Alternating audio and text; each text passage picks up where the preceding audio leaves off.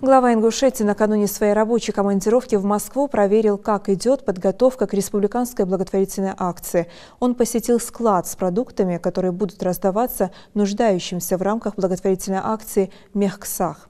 Это различные продукты, необходимые для формирования наборов – мука, чай, сахар и рис.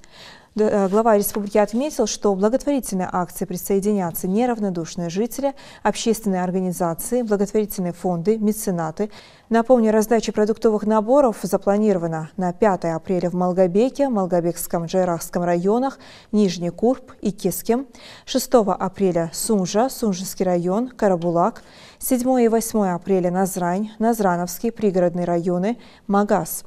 Помощь будет малоимущим и многодетным семьям, семьям участников СВО и сотрудников погибших при исполнении служебных обязанностей на территории Ингушетии, инвалидам и многим другим.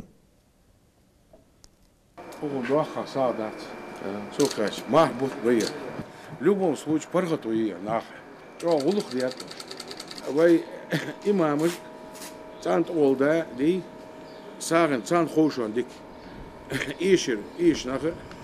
юрт бахар, штурхош хоушон. Царь деградирует. И особенно надо подойти к тем, кто у нас СВО участвует. Ах,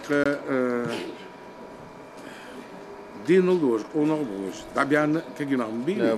Дал геш долцан. Цана персонально.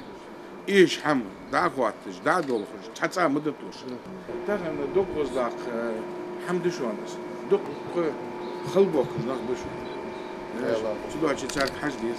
برضو ولو خليات برضو وقت شو عندنا رياض